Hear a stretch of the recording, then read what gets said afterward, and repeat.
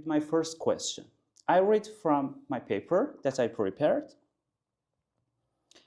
What inner beliefs about yourself have contributed to your success? And how can young people develop these beliefs to achieve sustainable success? I'm not talking about one night success. I'm just talking about the sustainable success that they can achieve in their lives. So first of all, thank you very much, Hossein, for the invitation. I'm honored to be here with you. I believe that in a multinational, large organization like T-Systems, no one can have an individual success. So even when we talk that I am successful, that means that the unit what I'm leading or where that unit belongs altogether is successful. So individual success is practically almost not existing because all of us have a very interconnected work. So first of all, if I can start with that part of my answer is that whatever we call success, and my success as well, it depends on the ability to work with others. Mm-hmm. And that's the key for me. I always try to find people in my team who are smarter than me, because then together we can do something extraordinary, which is much more than I could achieve individually. And my added value is usually that I build up a team who is able to perform at a higher level together, that we can bring out the maximum from these colleagues. And for that, we need always diverse teams. So one of the key abilities what you need to become successful is to be able to work with different age groups, with different diversity groups, with different people, with people who are different from you. I think that's the toughest, because we are very, somehow predestined we like to work with people who are like us. We find the chemistry very easily. But then if everyone is the same person, then you don't have different opinions, then you are not really able to progress at the same speed when you have different opinions, people who have different views. So I think one of the key things is that the teamwork. So that's one of the major things. The second one, I think the whole environment around us is changing at the speed. We all see that, which was unprecedented before. So the ability to adapt, to continuously learn, that's key for the whole organization, for a person, for myself. So I'm here at Telekom Group. This year is my 14th year, and this is my 5th position. And I was switching positions, I was changing positions, I was in operation, in projects, in functional management, I was doing business operations. And when you see different parts of the company, and you adapt and you learn and you transform yourself, and you always adapt to environment, this is how you can proceed also in your career. And a key thing on that is that I always, my mantra is this circle of influence. So there are things what I can, and there are things that I cannot influence. The environment largely we cannot influence, but the way how we react to that and how we digest the changes and the negative changes around us, that is a key element of the future, and how you learn. So I personally, I keen like a lifelong learner. I love learning. I do every year a big certification, hyperscalers, DevOps, whatever comes that year, AI. But I learn also every week listening to podcasts during my runnings or books. And that also gives me a lot of motivation, that I feel that I can develop my person continuously. Mm-hmm. Thank you, Laszlo. Thank you for your answer. I want to know that you believe that the teamwork is very important. Then my question is that what or which belief you have about yourself? Yeah, I want to know. Okay, we know that the teamwork is important. It's really important for our success. But for you as a person, which mentality, which belief sentences is important for you to implement it in your life? If you want to answer it. Yeah, sure, yeah, of course. Yeah. I think the most important thing for all of us is a kind of self-accomplishment. What we were talking before we started the interview, that you have an idea what you want to reach in your life, probably that idea might also change later in life, and you realize that what you thought as a young, maybe it's not exactly the same as later in your life. But it's important that you find those things where you can relate emotionally, passionately. So I love my job, and when you love what you do, then of course part of your job will always be administrative and those things what you don't like, but the larger part should be those kind of challenges what you enjoy, because if you enjoy that, you find that sweet spot that the majority of your job is something what you enjoy, then practically I come to the office and I got recharged, and then I can go home and I have energy for my 4 kids.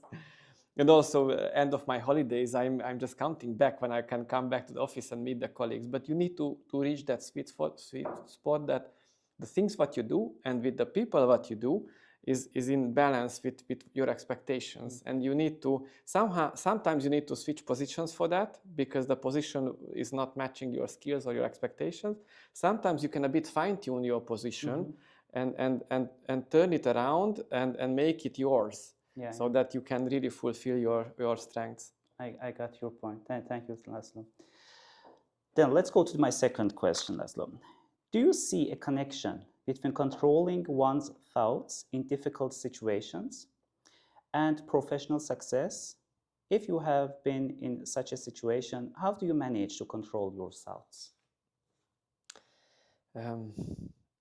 Emotional intelligence is one of the key elements what we need to possess, and that's an interesting topic, because IQ is something what you inherit and you cannot really develop. You can a little bit maybe, but emotional EQ is the one what you can continuously develop throughout your life. And I will come back to that when we talk about the books. There was a book which really inspired me about this, which is explaining in detail how you can understand your own feelings, how you can monitor them, and then react to what you feel in such stressful situations. And the same how you do that with your environment, understanding the emotions of the people around you. And it's a fascinating feeling when you are in a stressful situation and you are able to step back and realize that, oh, my palms are sweating, I'm getting hot, and something is happening with my body. And then you are able to step out of that situation to understand what's happening with you and realize that, yeah, maybe I'm too stressed now, and my emotions started to take over my body. And in that moment, if you can count to 10 or something like that before your reaction, and you can fine-tune how you behave, and you don't let your amygdala take over, that primal fear that all of us we have in ourselves, that's a brilliant feeling. It's a feeling that you could control something what is very hard to control. I don't say that I can do that every time, but by time you can exercise that, you can really try to observe your own emotions and try to get over them. I think understanding yourself helps in that. Sports help me a lot, because I do a lot of running, and during that you have a lot of time for self-reflection. It also helps to release stress and give you a lot of resilience. And after a while, I think the other topic is that failure is a very important topic in life. So you said that you want to talk with people who had a lot of success in your life. For me, it was much more important my failures, because all the failures I learned a lot. And all my successes, just my ego was growing bigger, which didn't help me in the next steps in my career. So when you have a failure and you understand why that happened, you learn from that, and you also learn that you can again get up from the ground and you can again fight. Then you start to have that resilience, that you don't have the fear from that failure. You start to speak up. You have to have the courage to go into conflicts, positive conflicts, driving it further, because you know that if I fail, then from the past I already know that I have the ability to get over that failure. Definitely. And I think all these successful peoples as also have a common personality. They all, I think, overcome from their failures. And definitely agree with you, absolutely agree with you, that failure is very important. And the reason that I want to talk with the successful people is that they overcome their failures. Yeah, and thanks for your answer. I get my point, and your point at what you wanted to say, how you control your thoughts in difficult situation. My third question, Laszlo, is: do you believe that a positive and optimistic attitude, I call this positive and optimistic attitude, focus on beauties, yeah? Do you believe that positive and optimistic attitude lead to greater happiness and helps us better understand our customers' need and develop more agile solutions for them in T-System? If you count how much time we spend with work, how much time we spend with our free time, then you realize that it's really important how we spend that time in the office and during our work. And if you ask any young talent, how would you like to spend the next 40 years? Would you like to be stressed and continuously just focused on whatever, or you want to have fun during the work? Definitely they will say the second one. So I want to enjoy that work. And the positivity is not an easy thing, because it can be dangerous. So there is also that kind of positivity which is destructive, because you cannot go over optimistic or kind of totally unrelated to the reality. So you have to acknowledge what is happening, and you have to be sensitive to maybe some people's actual pains. But overall, when you have an environment where people are, as I mentioned before, are kind of getting recharged from each other, and I will come back to that in the books as well. There is an interesting book where I was fascinated by the idea that if you have people who are positively energizing each other, this phenomenon of positively energizing each other is not a zero game. So the theory says that people can energize each other and can just grow, and it's indefinitely grow the positive feeling. It's not like I take your energy, positive energy, and then you become negative, but this is growing together. So it's something which can give, first of all, employees a much better feeling, engagement, motivation. But your question was rightly focusing on the exact point that if you have people who believe in what they do and who enjoy their work, then their focus on the customer is different, because then they want to succeed with that customer. And plus, if you have a positive outlook and let's say a belief in your own success, in your own future, and in your own company, then you are much more resilient. So there are coming different challenges from the outside world, market upside down, recession, whatever. But in every such challenge, you rather see an opportunity and not a threat, because you say like, wow, that's an interesting new mental challenge. That's a problem what we need to solve. But one thing is sure, I will learn from that challenge, and then we can take us to the next level. And you think that having a positive attitude in our life and also our times in that we spend in office also can be beneficial for our customers, yeah? Absolutely. But again, the very interesting phenomenon around this thing is that you cannot do it in an autocratic way. I can't tell you, Hossein, be positive, okay? This is now not how it works. It's even counterproductive. So if I would go out to our colleagues here in Hungary and say in the all staff meeting, hey guys, my expectation that all of you are positive, that would be devastatingly negative as an output. This is much more like a pandemic, like a positive pandemic, that you need to appreciate positive things, show your resiliency, show positive examples like you do here. And then people are getting the ray of light, like, yeah, this could work. I could get also to that level. I could get 5 steps in my career. And it's going further and further, but it has to go through the positive examples and through supporting each other. Definitely agree with you. And what do you think about these sentences? Maybe we should be a role model to thinking like a positive person or have this attitude in our life. And then I think this helps also for the other peoples to look at us. Hey, this guy with this attitude had gained such success or have a happy life. And then they want by themselves to also have this attitude.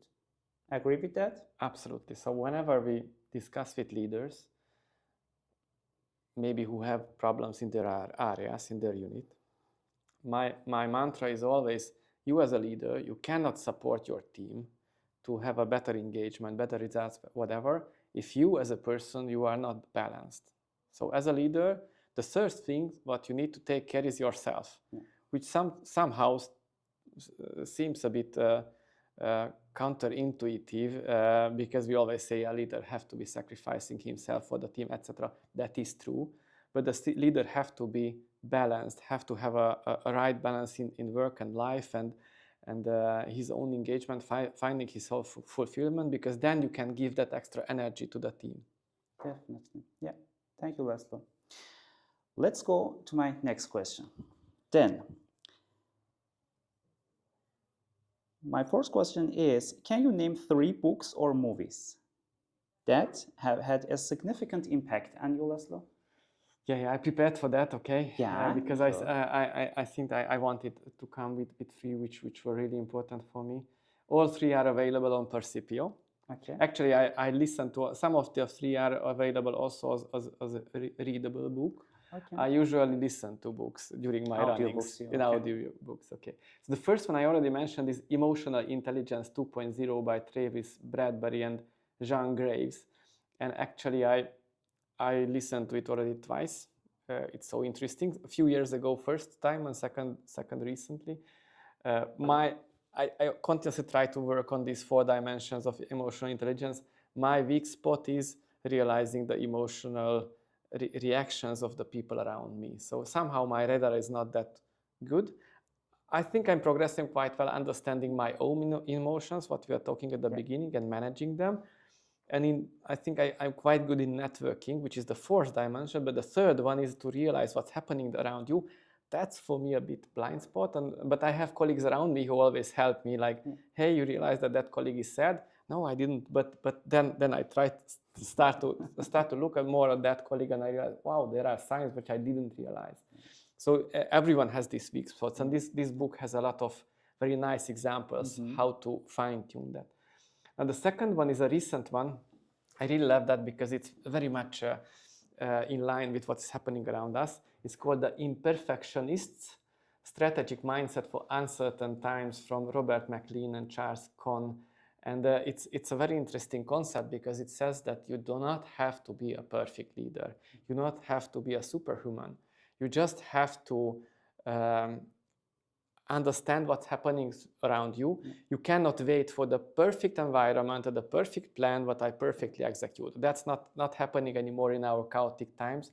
You rather have to have a good enough plan and progress day by day, hour by hour, week by week. But focus on that you are going into the right direction. And maybe even the direction is not perfect. So the example what I brought at our leadership forum is in our sustainability program, we move now to electric cars. And there is a lot of discussion around that because electric cars are not the perfect solution. Their batteries are also having an ecological footprint. So we know it's not the perfect solution, but it's much better than the old-fashioned petrol-based cars. Maybe the hydrogen cars will be the perfect solution of the future. I don't know. But the electric car is a good enough step towards sustainability. And this is the idea what you need to go on. And the 3rd one I didn't finish, I have to admit, is I'm just half through because I heard it last week, but it's really very nicely linked to what you were talking about today. It's called Positive Energizing Leadership by Kim Cameron. It's a fascinating book. And what example what I brought to you, it's talking with a lot of examples. How can you show and how can you put much more energy into your teams? How can you find the right people? Because some people are much more positively energizing others. Some others are more dragging that energy away.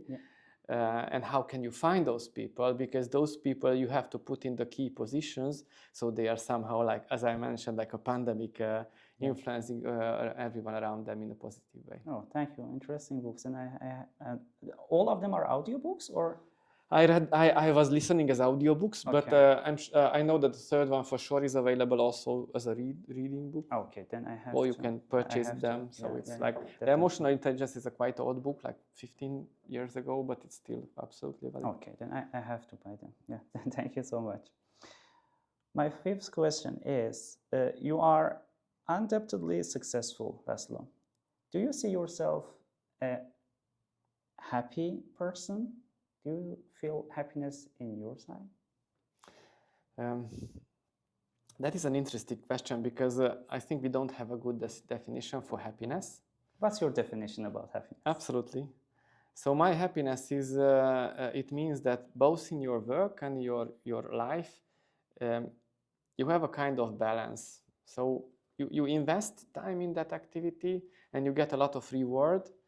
And if I look to myself and the people around me, I have an excellent team at work and I have a great family at home.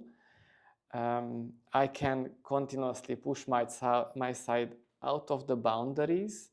I can develop, learn. Sometimes I fail and I think that that's human and people around me help and then we can proceed to the next stage. But overall response to your question, I feel really good. So I believe I am happy and I would not change my life to anyone else on earth. So that's probably the answer for your question, but it's not perfect. And I think key to the whole happiness thing is reflecting to one of the books, you should not expect a perfect life because no one's life is perfect. There will be always challenges. You need to appreciate the good things in your life, and from the bad things you need to learn. And then you have that balance, what gives you a positive day. How do you appreciate the good things in your life, Laszlo? Just saying that, yeah, I like that, or is there any method that you use? I think we do not celebrate enough successes, definitely not, neither in our private life and on work life, but definitely whenever good things happen, I like to celebrate it, to really appreciate whatever small things happen. Watching the European champions, if the team you are a fan of wins, that's a great thing, and you are with your friends and enjoy that moment. I think these are all little successes or little positive experiences what you need to live through and really live the moment and not expect that, okay, something will happen in 5 years. You need to live that moment and enjoy that success what you reached. Oh, thank you, Laszlo.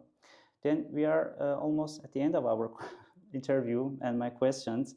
Who should be the next person that you want to get interview with me in T-Systems? Okay, I would recommend Anand, who is head of SVP Global Delivery. He's from India, and I'm sure you will be able to either reach him on video conference or personally. I learned a lot from him, so we worked together since a few years. We have been peers. Now he is my boss, actually, but I can tell you that just among us, that he's one of the top 3 bosses of my life because of the way how he looks at life and how practically he solves problems and very much balancing between his different hats, what he owns. So I recommend him definitely. Perfect. Thank you, Laszlo. Yeah, I'm looking forward to interview also with him. Then my Hungarian language is not so good. I write something here, but I hope I can spell it correct. Orrum volt veled kerstini ezet as interviewed Kozum Laszlo. Thank you so much. Én is köszönöm. Thank you very much. That was really brilliant. So I think as a foreigner, that was way much. I know it's really hard for you guys. Exactly, difficult, more difficult than the German language. That's also a foreign language for me. My mother language is Persian and Azerbaijani. But yeah, I can confirm that it's really difficult language. Thank you very much. I really enjoyed the discussion with you. Thank you so much. Have a nice day. Thank you. Same for you.